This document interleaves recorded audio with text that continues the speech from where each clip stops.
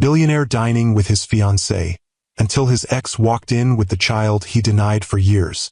Have you ever witnessed someone's entire world collapse in a single moment? That instant when all their carefully constructed lies come crashing down around them? When the person they tried to forget returns to deliver a truth so powerful it feels almost divine. If you've ever been underestimated, discarded, or told you weren't enough, this story will set your soul on fire. If you believe that our choices eventually find their way back to us, you'll want to stay until the very end. What happens when a man who abandoned his pregnant girlfriend for wealth and success comes face to face with the child he never knew? And how does a woman find the strength to forgive the unforgivable? Stay with me to witness a journey of redemption that will make you believe in second chances. The Sterling Tower pierced Chicago's skyline like an exclamation point. 68 stories of gleaming glass and steel. A monument to ambition and wealth. On its rooftop, La Cille restaurant offered the city's most exclusive dining experience, where reservations were secured months in advance and discretion came with the astronomical prices. Tonight, Alexander Alex Harrington occupied the best table, the one with uninterrupted views of Lake Michigan and the glittering cityscape.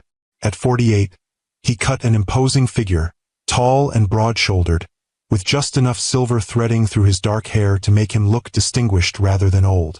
His custom Tom Ford suit fit him perfectly, as did the role of corporate titan he'd been playing for the past 2 decades. Across from him sat Victoria Langford, his fiancée of 6 months. At 42, Victoria possessed the kind of polished beauty that came from generations of good breeding and meticulous self-care. Her gallery in the Gold Coast neighborhood showcased emerging artists to Chicago's elite, making her both culturally relevant and socially connected. The perfect partner for a man of Alex's stature. To us, Alex said, raising his crystal flute of Krug champagne.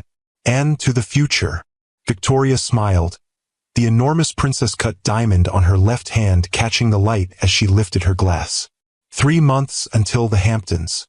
Mothers already terrorizing the wedding planner. Alex chuckled. The Langfords have a reputation to uphold. As do the Harringtons now, she replied with a playful arch of her eyebrow. The irony wasn't lost on Alex. There had been no Harrington reputation when he was growing up in Blue Island, the son of a factory worker and a waitress. He'd clawed his way out through sheer determination, state college on scholarships, then an MBA, followed by a series of increasingly successful ventures in tech and real estate. Harrington Global now employed thousands, with offices in 12 countries and a valuation that had landed him on the Forbes list for 8 consecutive years. He'd earned this view, this woman, this life. The maitre d' approached their table with an apologetic expression. Mr. Harrington, I'm terribly sorry to interrupt your evening. There's a lady here who insists on speaking with you. She says it's urgent, family business. Alex frowned. His parents had passed years ago, and his sister lived in California with her husband and children. Did she give a name? Sarah Thompson, sir. The name hit Alex like a physical blow. His hand tightened around the stem of his champagne flute, and for a moment, he feared it might shatter in his grip. Alex! Victoria's voice seemed to come from far away. Who is Sarah Thompson? Before he could answer, a woman stepped into view behind the maitre d'. She was in her early 40s, with honey-brown hair pulled back in a simple ponytail. She wore a modest navy dress that spoke of practicality rather than fashion, and her face, once so familiar Alex could have traced it from memory, showed the gentle weathering of time and worry. But it wasn't Sarah who made Alex's world tilt on its axis. It was the boy beside her, 11, maybe 12 years old. Lanky with that awkward grace of early adolescence. Dark hair that fell across his forehead in the same unruly way Alex's had at that age. And eyes, storm cloud blue eyes that Alex saw in the mirror every morning, now staring at him with cautious curiosity. Hello, Alex. Sarah's voice was steady, though he could detect the slight tremor beneath her composure. It's been a long time. Victoria's gaze darted between Alex and the newcomers, her social training momentarily abandoned in the face of genuine shock. Alex, what is this? Alex couldn't speak, couldn't move, couldn't process the reality standing before him. Sarah placed her hand gently on the boy's shoulder. This is Ethan, your son. If you've ever seen someone get exactly what they deserve, hit that like button right now. The restaurant seemed to freeze around them. Conversations at nearby tables faltered as Chicago's elite sensed the unfolding drama. A waiter paused mid-pour at a neighboring table, the expensive Bordeaux momentarily forgotten. My son, Alex repeated, the words foreign on his tongue. Yes, Sarah said simply. He's 11 years old. The math wasn't difficult. 12 years ago, Alex had been on the verge of his first major breakthrough. A venture capital deal that would transform him from struggling entrepreneur to serious player. When Sarah had told him she was pregnant, he'd panicked. They'd been college sweethearts who'd stayed together through his early failures, her nursing school, their tiny Boston apartment with the leaky ceiling and unreliable heat. But a child would anchor him when he needed to be mobile, would drain resources when every dollar needed to go back into the business. In his most shameful moment, one that had haunted him through subsequent success, he'd accused her of trying to trap him, had demanded a paternity test, then left before it could be arranged, had convinced himself the child wasn't his, or that if it was, Sarah would be better off without him dragging them into his chaotic rise. He'd sent money anonymously through lawyers for years, salving his conscience without ever reaching out, never asking, never knowing. Mom said you might not believe us at first, Ethan said, his voice soft but clear. But I look like the pictures she showed me. Victoria stood abruptly, her chair scraping against the hardwood floor. This is insane. Alex, tell me this isn't true. But Alex couldn't deny what was standing before him. The resemblance was undeniable, not just physical traits but mannerisms.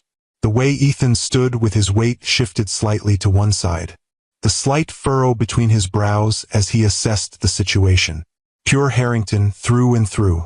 I didn't come for money, Sarah said, addressing both Alex and Victoria. Or for revenge. Ethan's been asking about his father. He's a good kid, smart, kind, loves baseball and building things. He deserves to know you even if it's just once.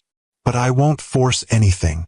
She turned to leave, Ethan's small hand in hers. That's when Alex found his voice. Wait. He stood, ignoring Victoria's sharp intake of breath. He walked over, knelt to Ethan's level. Up close, the resemblance was even more striking. The shape of his ears, the set of his jaw, even the slight cleft in his chin that Alex had inherited from his own father. Hey buddy, I'm Alex. And if what your mom says is true, and God help me, I think it is, then I've got a lot of making up to do. Tears welled in the boy's eyes. You really didn't know about me? The question cut deeper than any business rival's attack ever had. I was scared, Alex admitted, his voice cracking, stupid and scared. But I'm here now. From the corner of his eye, Alex saw Victoria gather her purse and wrap. She paused beside him, her voice low. I'll take a car home. Call me when you've sorted this out. She left with quiet dignity, her heels clicking across the restaurant floor as conversations resumed in hushed tones around them. Tomorrow, this scene would be all over Chicago's social circles. But in this moment, all Alex could see was the boy in front of him, his son, and the woman who had raised him alone. Can we sit? He asked Sarah, gesturing to the table he'd just abandoned. Please. Sarah hesitated, then nodded. For a little while. Ethan has school tomorrow. As they settled at the table, the champagne now flat, the celebratory mood evaporated. Alex studied the boy who was studying him with equal intensity. You play baseball? He asked, remembering Sarah's words. Ethan nodded. Shortstop, and pitcher sometimes. He has a wicked curveball, Sarah added, a hint of pride breaking through her reserve. Takes after his grandfather. Alex's father had pitched minor league ball before factory work and family responsibilities ended that dream. It was a connection Alex had never considered. His father's athletic gifts, skipping a generation to appear in a grandson he'd never known existed. What position did you play? Ethan asked. Second base, Alex replied. Though not very well. I was better at the business side, keeping stats, organizing the schedule. Mom says I get that from you too. I'm team captain this year. The conversation flowed more easily than Alex could have imagined, Ethan's initial wariness giving way to enthusiastic descriptions of his life. His school in the suburbs, his best friend Marcus, the robot they were building for a science competition, his collection of baseball cards that included some vintage ones from his other grandfather. Sarah spoke less, watching the interaction with guarded eyes. When Ethan excused himself to use the restroom, she finally addressed what hung between them. You knew, she said quietly. You knew I was pregnant, and you walked away. Shame burned through Alex. The money came through your lawyers, yes. No contact, no questions about him, just monthly deposits. Sarah's voice held no bitterness, just stated fact. I used it for his education fund. We didn't need it to live on. You raised him alone? She nodded. I finished nursing school, got a good job at Northwestern Memorial. We have a small house in Evanston. It's not fancy, but it's home. Alex thought of his penthouse overlooking the lake, the vacation homes in Aspen, and the Bahamas private jet that waited at his convenience. All the trappings of success he'd pursued so relentlessly, at the cost of knowing his own son. Why now, Sarah? After all this time? She met his gaze directly, and he saw the strength that had allowed her to build a life without him. Because Ethan asked. He's old enough now to understand that relationships are complicated. Old enough to handle disappointment if that's what comes of this. And because she hesitated. Because despite everything, I remember who you were before ambition consumed you. That man would have wanted to know his son. Ethan returned, sliding back into his seat with the easy confidence of a child who has been consistently loved.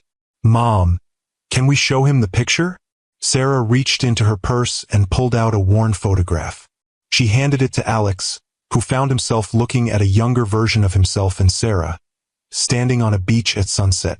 Her head was tucked against his shoulder, both of them laughing at something now lost to time. That's Cape Cod, Alex said softly. The summer after graduation. Before your first startup, Sarah agreed. Ethan keeps it on his nightstand. Alex looked at his son, and felt something crack open inside him. All the justifications, all the rationalizations he'd built over the years to protect himself from the magnitude of what he'd done crumbled in the face of this boy, who had his eyes and his father's arm and his mother's gentle spirit. I've missed so much, he said, not bothering to hide the emotion in his voice. Yes, Sarah agreed. You have. But I'm here now, Alex said, looking directly at Ethan. If you'll let me be. As Alex stared at the photograph, memories flooded back. Memories he'd carefully locked away for 12 years. The salty air of Cape Cod, Sarah's laughter as waves lapped at their ankles. The sense of limitless possibility that had defined their relationship before money and ambition had corrupted everything. I remember that day, he said, his voice thick with emotion. We talked about opening that little tech repair shop near campus. Sarah's eyes softened slightly. You said we'd name it Thompson Harrington Tech, because alphabetically my name should come first. And you said that was ridiculous because Harrington Thompson had better rhythm, Alex finished. For a moment, they were transported back. Two young people in love, with dreams that seemed both modest and magnificent. Before venture capitalists and IPOs. Before pregnancy tests and accusations. Before 12 years of silence. Ethan watched this exchange with keen interest, his eyes darting between his mother and the father he was just beginning to know. You guys met in college, right? Boston University, Sarah confirmed. Your father was giving a presentation in my economics class. He was so nervous he dropped all his notes. I wasn't nervous, Alex protested automatically, then caught himself. Okay, I was terrified, but not because of the presentation. Because I'd noticed your mom 3 weeks earlier and couldn't figure out how to talk to her. The corner of Sarah's mouth twitched upward. Not quite a smile, but close. He asked me to help him reorganize his notes after class. Worst pickup line ever. But it worked, Alex said softly. Their eyes met across the table, and for a fleeting second, Alex could see the echo of what they'd once been to each other. Then Sarah looked away, the moment broken. "It's getting late," she said, glancing at her watch. "Ethan has school tomorrow, and I have an early shift at the hospital." Alex nodded, reluctant to end this unexpected reunion but understanding the boundaries Sarah was establishing. "Of course. Would it be all right if I called you? To arrange another meeting?" Sarah hesitated, then pulled a business card from her purse and wrote something on the back. "My cell number. For Ethan's sake."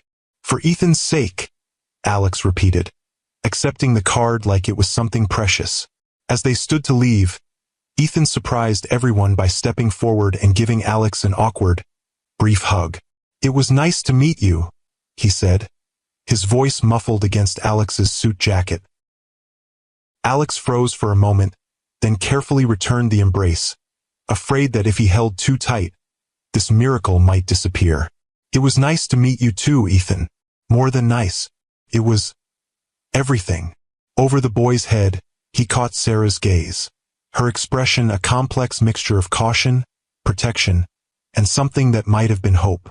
After they left, Alex remained at the table, surrounded by the remnants of what was supposed to have been a celebration of his future with Victoria. Instead, it had become a reckoning with the past he'd tried to outrun. He pulled out his phone to call his driver, then paused, staring at the screen. 3 missed calls from Victoria. He should call her back, try to explain. But what could he possibly say? That the woman he'd abandoned 12 years ago had just walked back into his life with the son he'd denied? That looking into Ethan's eyes, his eyes, had shaken the very foundation of the life he'd built? Instead, he texted his driver, then walked to the bar and ordered a scotch. Neat. As he waited, he found himself thinking about the day Sarah had told him she was pregnant. It had been raining, one of those cold Boston downpours that seemed to seep into your bones. Their apartment was drafty, the ancient heating system struggling against the November chill. Alex had just gotten off the phone with Martin Reeves, a venture capitalist who had expressed interest in his fledgling software company. "He wants to meet next week," Alex had announced, bursting through the door, rain dripping from his coat onto the worn carpet. "In San Francisco. This could be it, Sarah. The break we've been waiting for." Sarah had been sitting at their small kitchen table, still in her scrubs from her nursing school clinical rotation. She'd looked up at him with an expression he couldn't quite read. "That's great, Alex," she'd said. "I have news too." He'd been so caught up in his own excitement that he barely registered her tone, the mixture of fear and hope that should have told him everything. "I'm pregnant." 2 words that had changed everything. 2 words that should have been the beginning of something beautiful, but instead became the end. He remembered how the room had seemed to tilt, how his grand plans had suddenly felt threatened.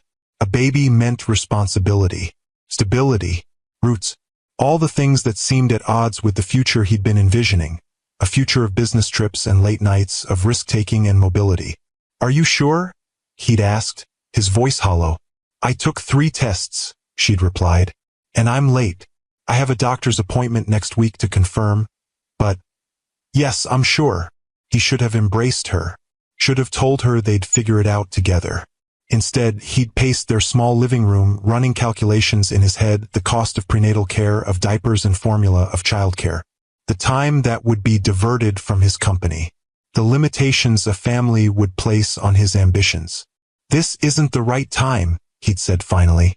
"We're not ready for this." Sarah's face had fallen, but she'd rallied quickly.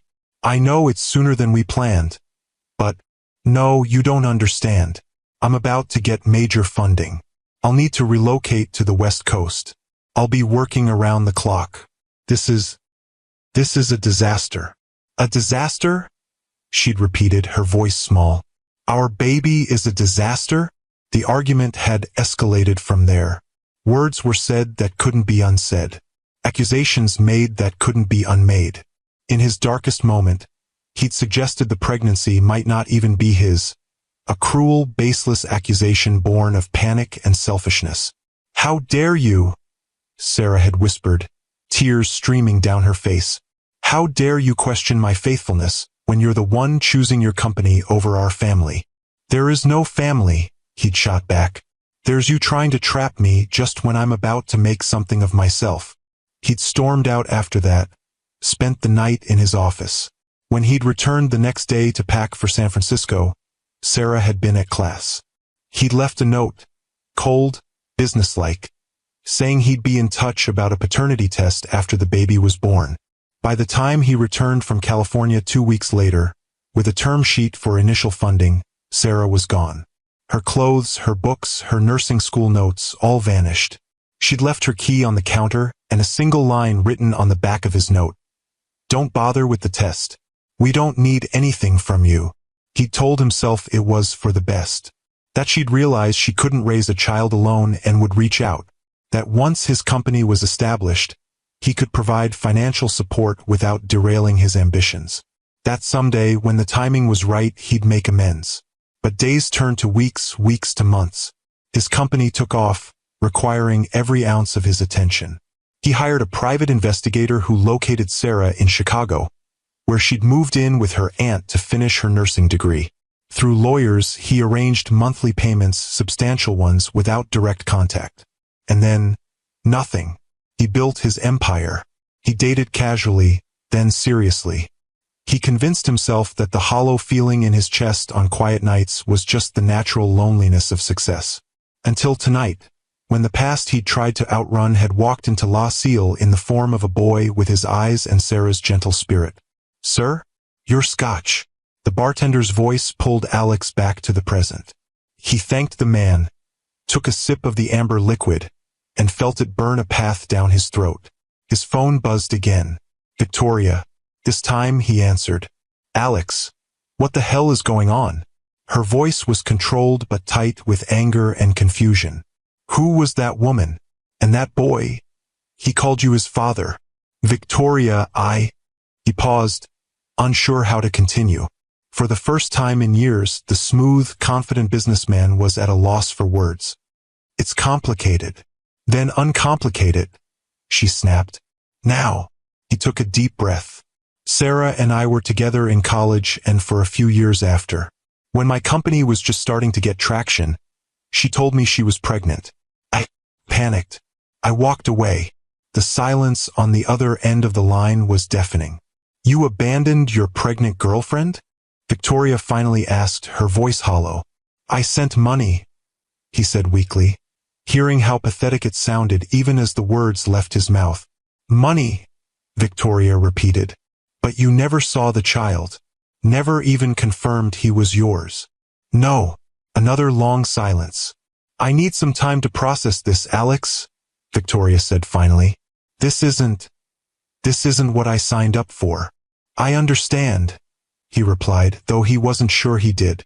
Everything felt unmoored, as if the foundations of his carefully constructed life were shifting beneath him. After they hung up, Alex finished his scotch and headed for the elevator. As he descended from the rarefied air of La Cille to the street level, he felt as if he were traveling back through time, back to the person he'd been before wealth and success had insulated him from the consequences of his choices. His driver was waiting at the curb, the sleek black Bentley a stark contrast to the taxi Sarah and Ethan had climbed into earlier. As they pulled away from the Sterling Tower, Alex found himself directing the driver not to his penthouse, but to the lakefront. He needed to walk, to think, to breathe. Lake Michigan stretched before him, vast and dark under the night sky. The same lake that Sarah and Ethan could see from their modest home in Evanston. The same water connecting their separate worlds. For the first time in 12 years, Alex Harrington allowed himself to feel the full weight of what he'd done. Not just to Sarah, but to Ethan. To himself. He'd thrown away the chance to watch his son take his first steps, say his first words. He'd missed birthdays and school plays, scraped knees and bedtime stories. All for what? For the empire that now felt hollow in comparison to the simple, genuine hug Ethan had given him before leaving? His phone buzzed with a text. Not Victoria this time, but Janet Winters, his COO. "Bloomberg wants a statement about the Nextech acquisition by tomorrow. Need your input." Once, this would have been the most important thing in his world. Now it barely registered. Instead, He found himself pulling out the card Sarah had given him, staring at the neat handwriting on the back. 10 digits that represented a chance he didn't deserve. Before he could overthink it, he typed a message. "Thank you for tonight, for letting me meet Ethan. I know I have no right to ask for anything, but I'd like to see him again, to start making up for lost time. If he wants that too."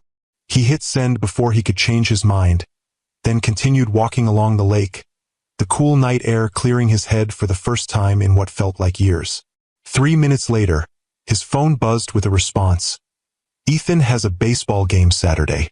Evanston West Field. 10 a.m. He'd like you to come." Alex stopped walking, staring at the message as if it might disappear if he blinked. Then, with fingers that weren't quite steady, he typed back, "I'll be there. If you know a strong woman who raised amazing children on her own, tag her in the comments. Let's celebrate these incredible mothers." The next morning, Alex woke early, his mind racing with plans and possibilities.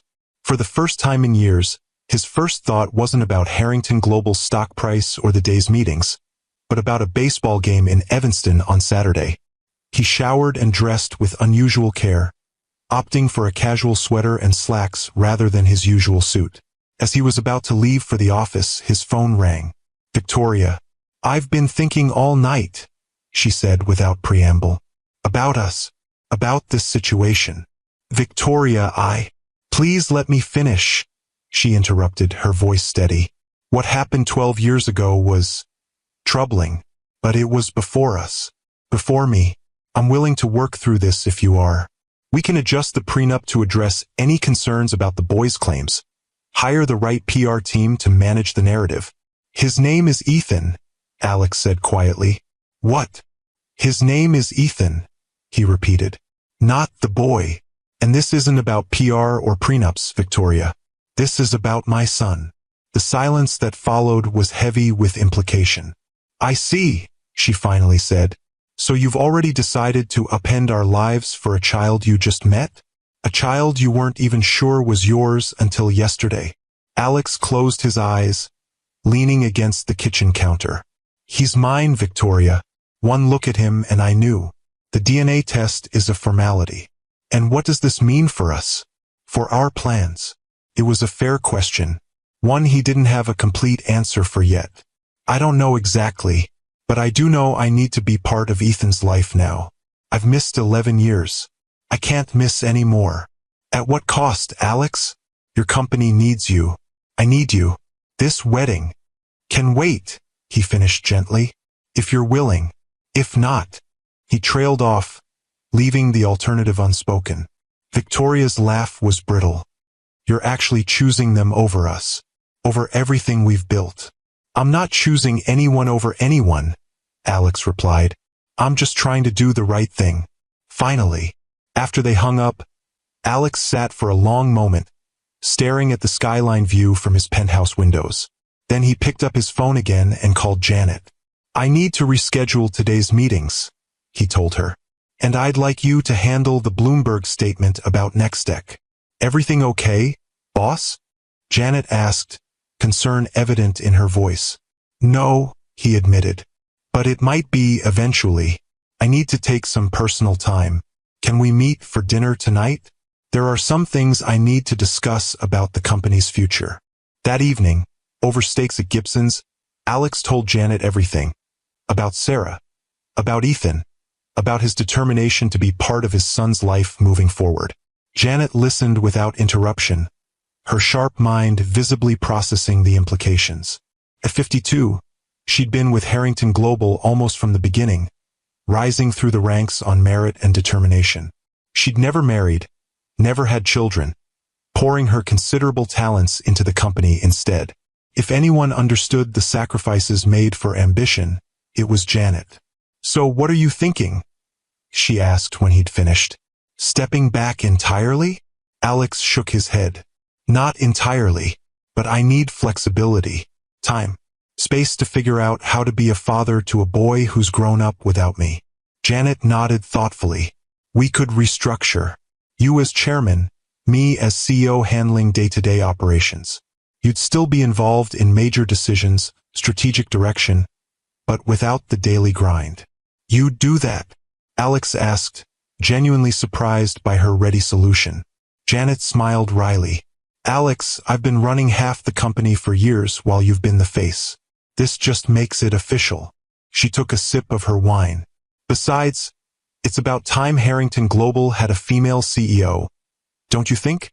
For the first time since Sarah and Ethan had walked into La Cille, Alex felt something like hope.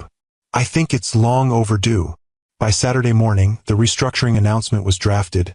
Victoria had moved her things out of his penthouse, and Alex was driving himself to Evanston in the least ostentatious car he owned. A 5-year-old Audi he kept for the rare occasions when he didn't want to arrive with a driver. Evanston Westfield was a typical community baseball diamond: aluminum bleachers, chain-link backstop, parents clustered in camping chairs along the baselines. Alex felt conspicuously out of place as he parked and made his way toward the field, scanning the crowd for Sarah. He spotted her near the home team dugout, chatting with another mother. She wore jeans and a navy blue team sweatshirt with Evanston Eagles emblazoned across the front. Her hair was loose today, honey brown waves catching the morning sunlight. She looked relaxed, at home in this community in a way that highlighted how artificial his own world had become. She saw him approaching and excused herself from her conversation. "You came," she said, surprise evident in her voice. "I said I would," he replied simply. An awkward silence fell between them, broken when Ethan emerged from the dugout, already in his uniform. His face lit up when he spotted Alex, and he jogged over, baseball glove in hand. "You made it," Ethan said, his enthusiasm making Alex's heart constrict with a mixture of joy and regret for all the moments he'd missed. "Wouldn't miss it," Alex replied, fighting the urge to ruffle the boy's hair. A gesture that felt simultaneously natural and presumptuous given their new relationship. "Your mom tells me you're quite the pitcher." Ethan shrugged with the false modesty of pre-adolescence. "I'm okay. Coach says I need to work on my control, but my fastball's pretty good." "He's being modest," Sarah interjected. "He struck out 12 batters in the last game." Pride swelled in Alex's chest, an unfamiliar but powerful emotion. "That's incredible." "Mom exaggerates," Ethan said, rolling his eyes, though his pleased smile betrayed him. "I gotta go warm up. You'll watch, right?" "Every pitch," Alex promised. As Ethan jogged back to his teammates, Alex and Sarah made their way to the bleachers. They sat side by side, close but not touching, united in their focus on their son, but separated by years of absence and hurt. "Thank you for inviting me," Alex said quietly. Sarah kept her eyes on the field. "It was Ethan's idea. When I told him you'd texted, he immediately asked if you could come to his game." She paused. "He's been curious about you his whole life." "What did you tell him?" "About me? I mean," she considered this. "The truth, mostly. That you were my college sweetheart. That you weren't ready to be a father when I got pregnant. That you've helped financially but weren't part of our lives." "You didn't tell him what I said?" "The accusations I made." Sarah finally turned to look at him. "He was a child, Alex. He didn't need to know his father thought he was a trap, a burden. He needed to know he was loved. By me, by my family. That was enough." The simple dignity of her response shamed him more than any accusation could have. While he'd been building his empire, she'd been protecting their son. Not just physically and financially, but emotionally. Shielding him from the ugliness of his father's rejection. "I don't deserve your kindness," he said softly. "It wasn't for you," she replied. "It was for him." The game began, and conversation ceased as they both focused on Ethan. Alex watched, mesmerized, as his son took the mound in the top of the first inning.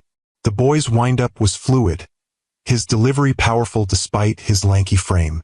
When his first pitch smacked into the catcher's mitt for a called strike, Alex found himself cheering along with the other parents. Throughout the game, he stole glances at Sarah, at the way she bit her lower lip when Ethan faced a tough batter, the way she clapped and called encouragement after every pitch. This was a world she knew intimately, a world he was only now discovering existed. In the stands around them, Other parents chatted comfortably with Sarah, occasionally giving Alex curious looks. He caught fragments of their whispered speculations. Is that Ethan's dad? Where's he been all this time? Isn't that the tech billionaire from the news? By the 7th inning, Ethan had pitched a shutout, allowing only 2 hits. When he struck out the final batter with a curveball that dropped perfectly into the strike zone, the Eagles' dugout erupted in cheers. Alex found himself on his feet, applauding wildly, his chest tight with an emotion he couldn't quite name. After the game, Ethan bounded over, still flushed with victory. Did you see that last pitch? Coach says my curve is getting better. It was perfect, Alex said, meaning it. You were amazing out there. We're going to Gino's for pizza to celebrate, Ethan said, looking between his parents. The whole team. You could come too, if you want. Alex glanced at Sarah, seeking permission. She hesitated, then nodded slightly. If your father doesn't have other plans, he's welcome to join us. No other plans, Alex said quickly. Pizza sounds great. Gino's turned out to be a family-owned pizzeria in downtown Evanston, the kind of place with checkered tablecloths and signed photos of local celebrities on the walls. The team commandeered a long table in the back, boys piling in together while parents gathered nearby. Alex found himself seated between Sarah and a father named Dave, who coached the Eagles' batting practice. So you're Ethan's dad, Dave said, offering his hand. He's a great kid. You must be proud. I am, Alex replied, the words feeling both true and unearned. Though I can't take any credit. Sarah's done an amazing job raising him. Dave nodded. She's something else, our Sarah. Nurse manager at Northwestern, team mom, PTA treasurer. Don't know how she does it all. Alex absorbed this information, adding it to the growing picture of the life Sarah had built without him. Nurse manager, not just a nurse, but a leader. Team mom, PTA treasurer. Roles that spoke of community, of rootedness, of the very stability he'd once feared would hold him back. Across the table, Ethan was animatedly recounting his pitching performance to his teammates, his face alight with joy and belonging. Alex watched him, trying to reconcile this confident, happy boy with the burden he'd once imagined a child would be. He has your eyes, Sarah said quietly beside him, following his gaze. And your father's arm. But that smile, that's pure Thompson. My dad had the same one. I wish I'd known your father better, Alex said. They'd only met a handful of times before Mr. Thompson's heart attack during their senior year of college. He would have been a wonderful grandfather, Sarah replied, a hint of sadness in her voice. My mom, too, before the cancer took her. Another pang of regret hit Alex. I'm sorry about your mother. I didn't know. 3 years ago, Sarah said. She lived with us for a while at the end. Ethan was her world. The conversation paused as pizzas arrived, massive deep dish creations that the boys attacked with the ferocity of growing athletes. Alex found himself drawn into discussions with other parents, about the baseball season, about the upcoming science fair, about the community fundraiser for new playground equipment at the elementary school. It was a world so different from his boardrooms and charity galas, yet he found himself more engaged, more present than he'd been in years. These people didn't care about his net worth or his company's market share. They cared about their children, their community, the small daily victories and challenges that made up real life. As the celebration wound down, Ethan approached, pizza sauce at the corner of his mouth. Mom says we should head home, but would you maybe want to see my baseball card collection? It's pretty cool. I have a Mickey Mantle rookie card that Grandpa Thompson gave me. Alex looked to Sarah, who nodded. You're welcome to come by for a little while, she said. If you'd like to. I'd like that very much, Alex replied. He followed them in his Audi, driving through tree-lined streets of modest but well-maintained homes until they reached a small craftsman-style house with blue shutters and a wraparound porch. A basketball hoop stood in the driveway, and a well-used bicycle leaned against the garage. Inside, the house was warm and lived in, family photos on the walls, bookshelves overflowing with a mixture of medical texts and young adult novels, a science fair project in progress on the dining room table. It was everything his sterile penthouse wasn't. A home, not just a place to live. "My room's upstairs," Ethan said, already heading for the staircase. "Come on." Alex followed, noting the growth marks penciled on the wall of the stairwell, the framed school photos showing Ethan's progression from toothless kindergartner to lanky preteen. A life documented, cherished, celebrated in all its ordinary glory. Ethan's room was exactly what you'd expect from an 11-year-old boy.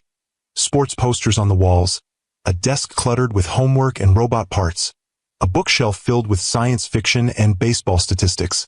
And there, on the nightstand, was the Cape Cod photo in a simple frame. "Here they are," Ethan said proudly, pulling out a carefully organized binder of baseball cards in protective sleeves. "Grandpa Thompson started collecting in the 50s. He gave me his whole collection before he died." As Ethan flipped through the pages, pointing out rare cards and telling stories about the players, Alex found himself thinking about his own father, the factory worker who'd given up his baseball dreams to support his family, who'd worked overtime to pay for Alex's college applications, who'd never lived to see his son's success. What would his father think of him now? Of the choices he'd made? Of the grandson he'd never known? "This is the Mickey mantle," Ethan said, pointing to a card protected in a special hard case. "Grandpa got it when he was a kid. It's worth a lot now, but I'd never sell it." "It's not just about the value," Alex said, understanding. "It's about the connection, the history." Ethan looked up, surprised and pleased. "Exactly. Mom says some things are worth more than money." "Your mom is a very wise woman," Alex replied, catching Sarah's eye as she appeared in the doorway. "Time to wrap it up, buddy," she said. "You've got homework to finish before dinner." Ethan carefully returned the binder to its place on his shelf. "Will you come to my next game? It's Tuesday after school." "I'll be there," Alex promised. "And maybe we could do something else sometime? A movie, or the Museum of Science and Industry, if that's okay with your mom." Ethan looked to Sarah, hope written across his face. After a moment, she nodded. "We could arrange something for next weekend, perhaps." "Awesome," Ethan exclaimed. Then, with the impulsive affection of childhood, he hugged Alex again. Longer this time, less awkward. "I'm glad you came today." "Me too, buddy," Alex said, his voice rough with emotion. "More than you know." Downstairs, as Ethan settled at the dining room table with his homework, Sarah walked Alex to the door. "Thank you," he said simply, "for today, for letting me into his life." "He's happy you're here," Sarah replied. "That's what matters to me." Alex hesitated, then asked the question that had been on his mind all day. "And you? How do you feel about me being here?" Sarah considered this, her expression thoughtful. "Cautious," she said finally. "Hopeful for Ethan's sake, but cautious." "That's fair," Alex acknowledged. "More than fair, given everything." "What about your fiancée?" Sarah asked. "Victoria, right? I saw the announcement in the Tribune business section." Alex sighed. "That's complicated. She's having trouble adjusting to the idea of an instant family." "Not everyone is cut out for parenthood," Sarah observed without judgment. "Especially parenthood that arrives fully formed at 11 years old." "No," Alex agreed. "Not everyone is." The unspoken comparison hung between them. Sarah, who had embraced motherhood alone and built her life around it, versus Victoria, who saw Ethan as an inconvenience to be managed. "Well," Sarah said after a moment, "Ethan and I will be fine whatever happens. We always have been." The quiet dignity of her statement hit Alex like a physical blow. They had been fine without him. They hadn't needed him. But they'd welcomed him anyway, given him a chance he hadn't earned. "I know you will," he said. "But I'd like to be part of that fine, if you'll let me. Not just for Ethan, but for all of us." Sarah's expression softened slightly. "One step at a time, Alex. Let's see how the next few weeks go." It was neither a rejection nor an embrace, just a practical approach to an unprecedented situation. Typical Sarah, he thought with a rush of admiration. Always grounded, always real. One step at a time, he agreed. As he drove back to his penthouse, the contrast between the life he'd built and the one he'd abandoned had never been more stark. His home was all sleek surfaces and designer furniture, impressive views and empty spaces. No growth marks on the walls. No science projects on the table. No evidence that a life was being lived, only that success had been achieved. His phone rang Janet, with questions about Monday's board meeting where they would announce the restructuring. He answered, his mind still half in Evanston, in that blue house with the wraparound porch. The board's going to have questions, Janet was saying. About why you're stepping back. About Ethan. Let them ask, Alex replied, surprising himself with how little he cared about their opinion. I'll tell them the truth. I've missed 11 years of my son's life. I won't miss any more. And Victoria? She's been calling the office. Alex sighed. I'll handle Victoria. You focus on the transition plan. After they hung up, he sat in his parked car, staring up at the gleaming tower that housed his penthouse. Once, this view had filled him with pride, tangible proof of how far he'd come from Blue Island, from his working-class roots. Now it just felt hollow. He thought of Sarah's small blue house, of Ethan's room with its baseball cards and robot parts, of the community they'd built in Evanston, of the life he could have been part of if he'd made different choices 12 years ago. It was too late to undo the past, but perhaps it wasn't too late to create a different future. If you believe in the power of redemption and second chances, subscribe to Timeless Love Tales with Mr. Harrison for more stories that heal the heart. The board meeting on Monday was exactly as difficult as Janet had predicted. The 12 members of Harrington Global's board, mostly older men with decades in business, listened in stunned silence as Alex announced his intention to step back to chairman while promoting Janet to CEO. This is unexpected, said Richard Keller, the longest-serving board member. May we ask what prompted this decision? Alex met his gaze steadily. I recently discovered I have an 11-year-old son. I've missed enough of his life already. I won't miss any more. Murmurs rippled around the table. Several board members exchanged glances. A son, Richard repeated. I wasn't aware you had children, Alex. Neither was I until recently, Alex replied with a wry smile. His mother and I were together before Harrington Global existed. When she told me she was pregnant, I made choices I'm not proud of. Now I have the chance to make different ones. And this boy, he's definitely yours? Asked another board member, his tone skeptical. Alex felt a flash of anger. His name is Ethan. And yes, he's definitely mine. The DNA test confirmed what was obvious from the moment I saw him. What about Victoria? Richard asked. The engagement announcement just ran last month. Victoria and I have decided to take a step back, Alex said diplomatically. She needs time to process this change in circumstances. What he didn't say was that their last conversation had devolved into an ultimatum, her or them. Victoria couldn't understand why he couldn't simply provide financial support while maintaining their life as planned. Why he felt the need to be actively involved in Ethan's daily life. Why Sarah still mattered to him after all these years. I hope you'll all support Janet in her new role, Alex continued, steering the conversation back to business. She's been the operational backbone of this company for years. It's time she had the title to match. Janet, seated beside him, nodded her thanks. At 52, with her silver-streaked dark hair and impeccable suits, she projected exactly the kind of confident competence the company needed. The board members knew it, even if some were reluctant to acknowledge the changing of the guard. By the end of the meeting, the transition was approved, though not without reservations expressed. As people filed out, Richard lingered, waiting until they were alone before speaking. I've known you a long time, Alex, he said, since you were pitching your first startup with nothing but ambition and student loan debt. I've never seen you walk away from anything you've built. I'm not walking away, Alex corrected. I'm making room for something else. Something more important. Richard studied him. This woman, the mother, is she part of the equation? Alex considered the question. Sarah is Ethan's mother. We're figuring out how to co-parent after 11 years apart. That's the focus right now. But there's still something there, Richard observed shrewdly.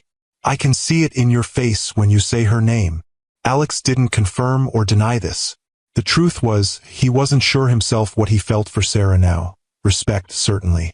Admiration for the life she'd built, the mother she'd become, and something deeper, something that had never fully disappeared despite the years and hurt between them. Just be careful, Richard advised. Business, I understand. Hearts are more complicated territory. I'm learning that, Alex replied honestly. Over the next few weeks, Alex settled into a new rhythm. 3 days a week at the office, working closely with Janet on the transition. The rest of his time in Evanston, at baseball games, science fair preparations, and gradually, more integrated into Sarah and Ethan's daily life. He found himself looking forward to Tuesday night dinners at their house, where Ethan would regale him with school stories and Sarah would occasionally join the conversation with her quiet observations. He discovered his son was not just athletic but brilliant, a natural at mathematics and engineering, with a robot design that had qualified for the state competition. He gets that from you, Sarah remarked one evening as they watched Ethan fine-tuning his robot's programming. That ability to see patterns, to understand systems. I was always more of a people person. You still are, Alex replied. The way you connect with your patients, with the other parents. With Ethan. That's a gift I never had. Sarah looked at him, surprised by the compliment. You're doing better than you think. With Ethan, he talks about you all the time now. The simple statement filled Alex with a warmth no business success had ever provided. He's easy to love, he said softly. Yes, Sarah agreed. He is. As May turned to June, school ended and summer began.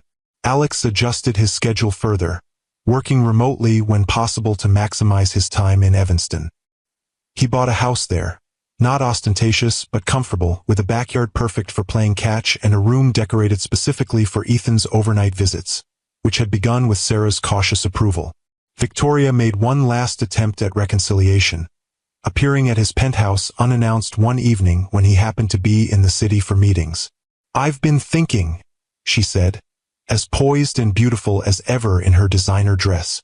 Perhaps I was hasty. We could make this work, Alex. Shared custody arrangements are common these days.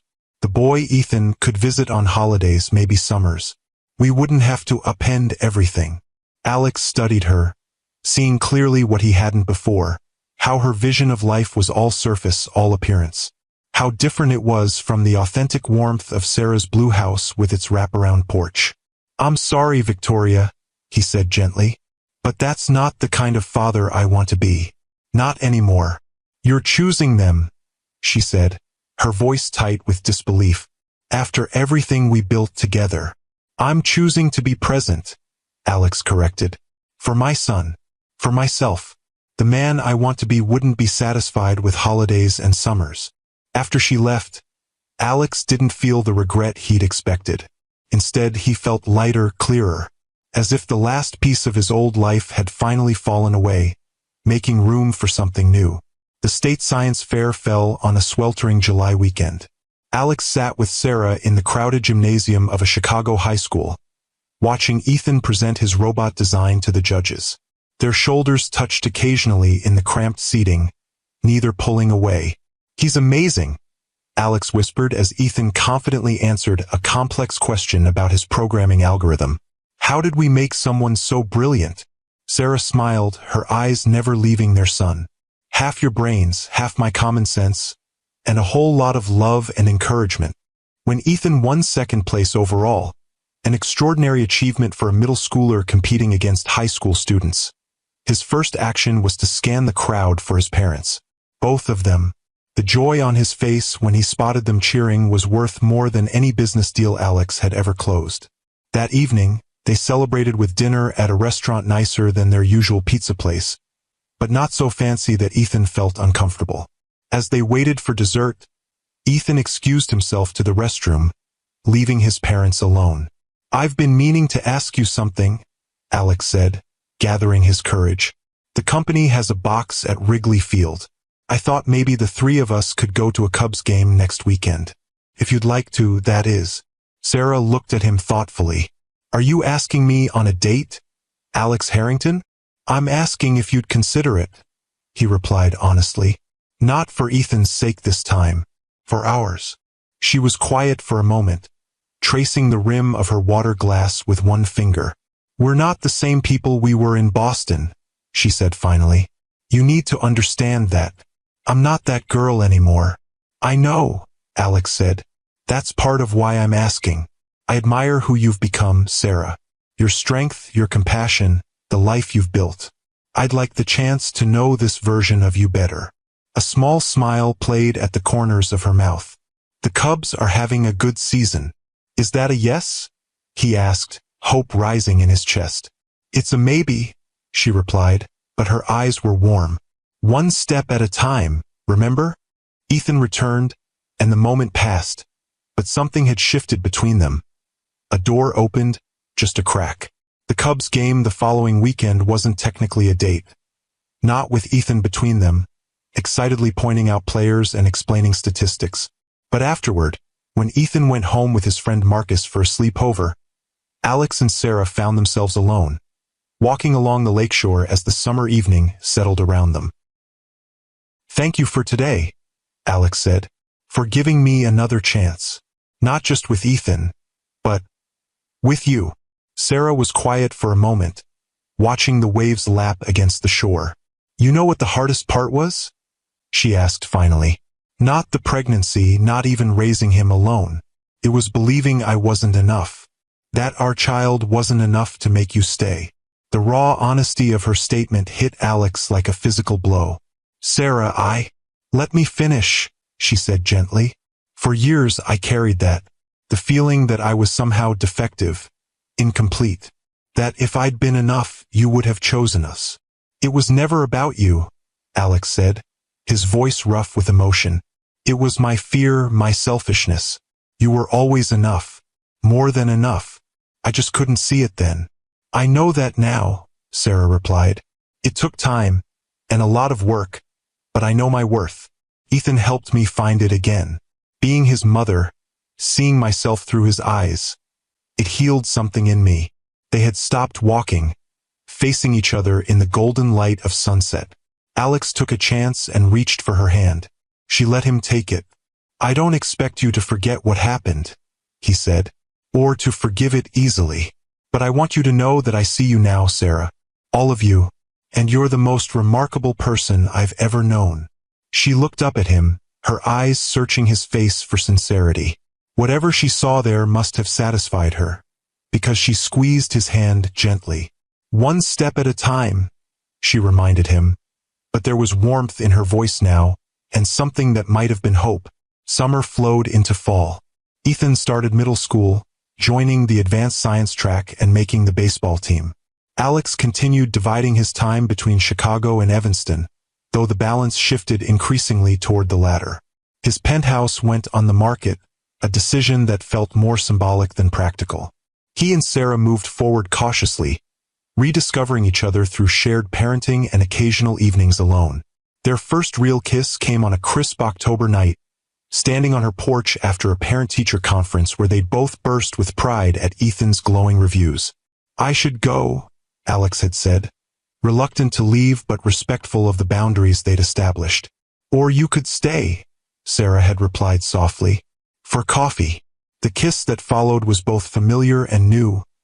Echoes of their younger selves mingled with the people they'd become. When they finally pulled apart, both were smiling.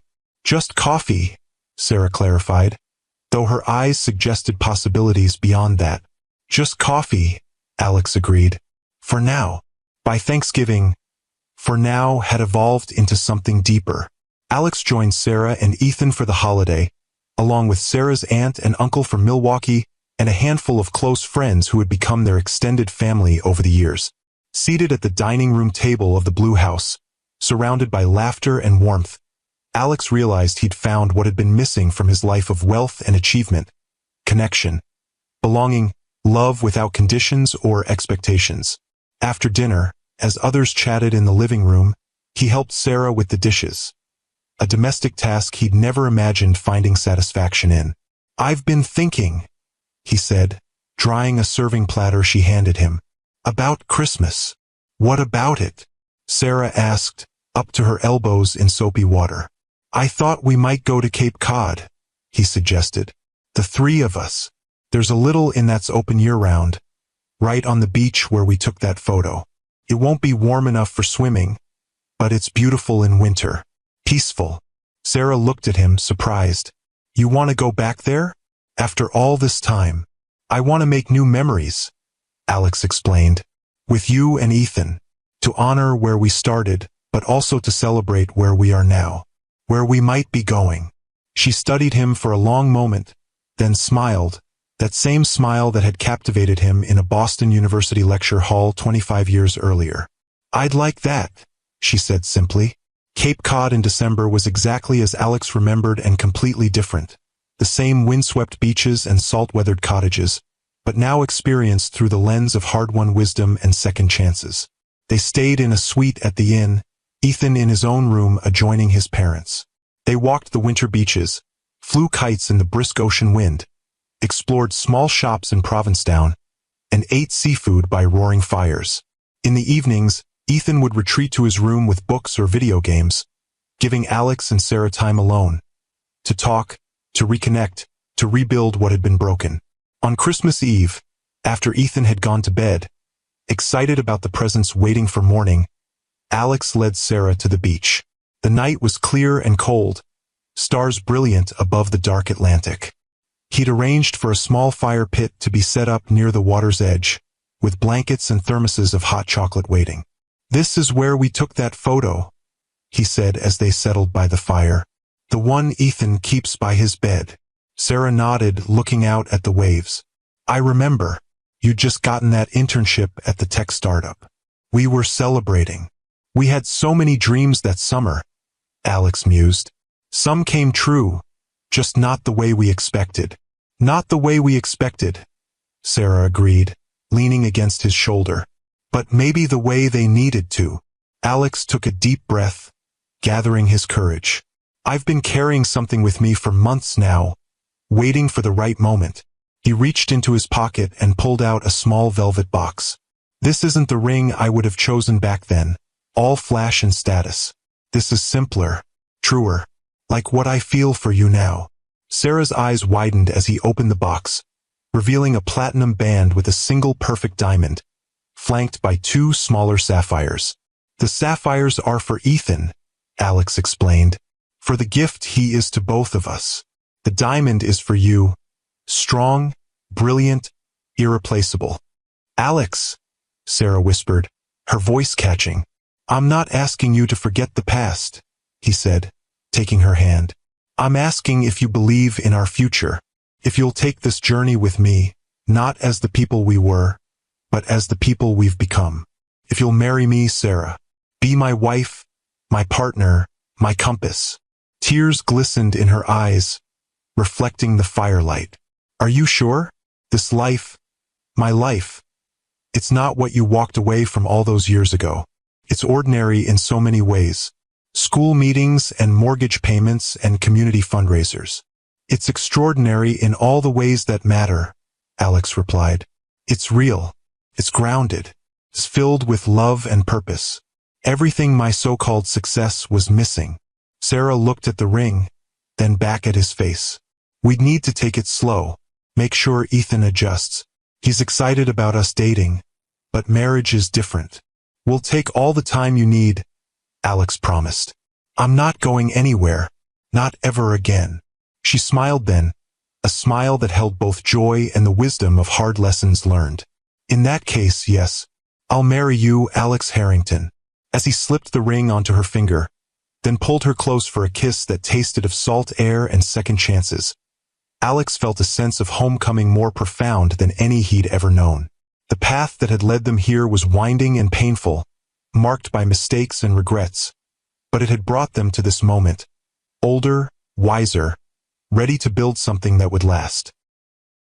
They told Ethan on Christmas morning, after presents had been opened and breakfast eaten.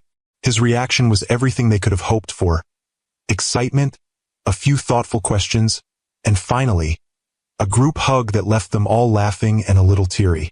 "Does this mean we'll all live together?" he asked. "In the blue house?" "If that's what you want," Alex replied, looking to Sarah for confirmation. "Or we could find a new place, one that's ours together." Ethan considered this. "I like our house, but maybe we could add on that sunroom Mom's always wanted, and a better workshop for my robots." Sarah laughed. "I see you've been making plans already. Just thinking ahead," Ethan said with a grin that was pure Alex. "Like Dad taught me." Dad. The word still hit Alex like a revelation every time Ethan used it. A title he hadn't earned but was working every day to deserve. They were married the following spring in the backyard of the Blue House. Not a lavish society wedding, but an intimate gathering of the people who mattered most. Ethan stood as Alex's best man, beaming with pride in his first suit. Janet came from Chicago, along with a few colleagues who had become friends. Sarah's nursing team and the baseball parents formed a supportive circle around them. Victoria sent a surprisingly gracious gift, a handcrafted glass sculpture with a note that read simply, "Sometimes the universe knows better than we do." She had found her own happiness with a diplomat who shared her love of art and travel.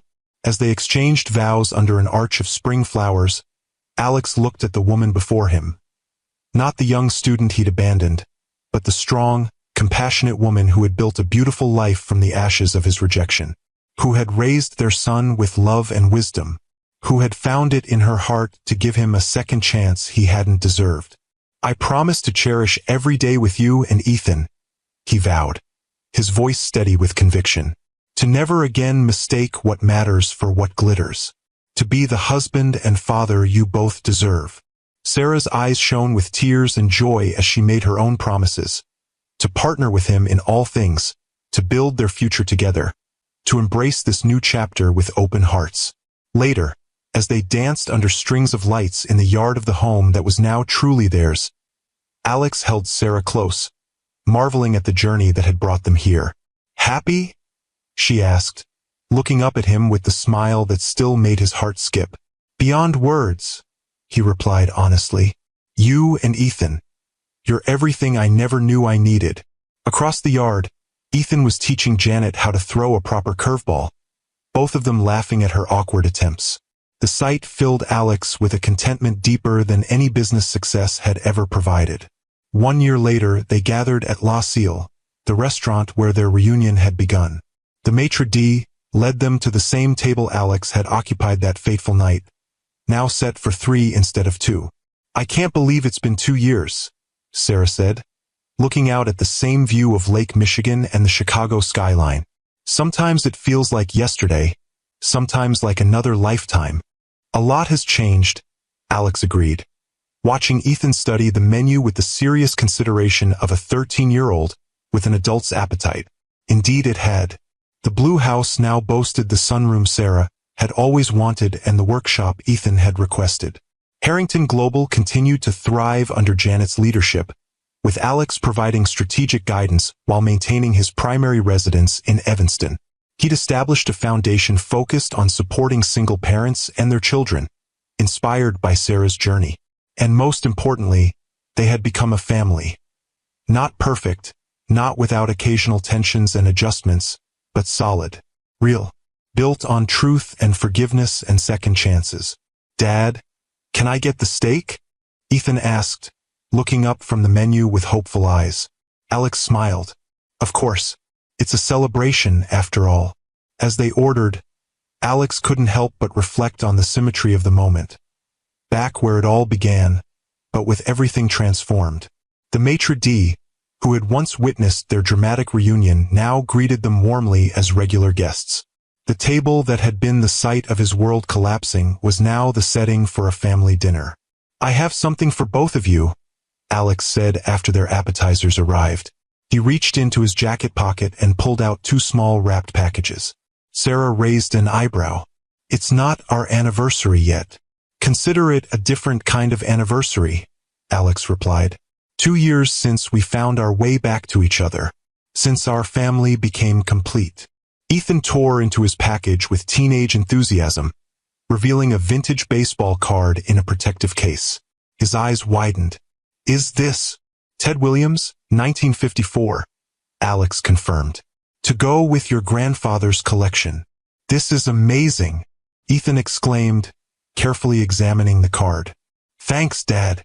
Sarah opened her gift more slowly, her breath catching as she revealed a delicate gold locket. Inside were two photos, one of Ethan as a baby, the other a recent family portrait from their wedding. "Alex," she whispered, touching the locket gently. "It's beautiful. I wanted you to have something that honors both our past and our present," he explained, helping her fasten it around her neck. "All the chapters of our story." As dinner progressed, they talked about everyday things: Ethan's upcoming baseball tournament, Sarah's promotion to director of nursing, the expansion of Alex's foundation to include college scholarships for children of single parents. The conversation flowed easily, punctuated by laughter and the comfortable shorthand of a family that had found its rhythm. Looking at his wife and son in the soft lighting of La Cille, Alex felt a profound gratitude wash over him. 2 years ago, he had been a successful man by the world's standards, wealthy, powerful, engaged to a woman who complemented his carefully constructed image. But he had been hollow inside, building an empire while neglecting his soul. He had spent the first half of his life building an empire of glass and steel, accumulating wealth and power at the cost of what truly mattered. Now he was spending the second half building something far more valuable: a family, a legacy of love and presence, a home in the truest sense of the word. In the end, the billionaire didn't just gain a family. He found his way home. If this story touched your heart, share it with someone who needs to hear that it's never too late to make things right. And remember to follow Timeless Love Tales with Mr. Harrison for more stories that remind us what truly matters in life.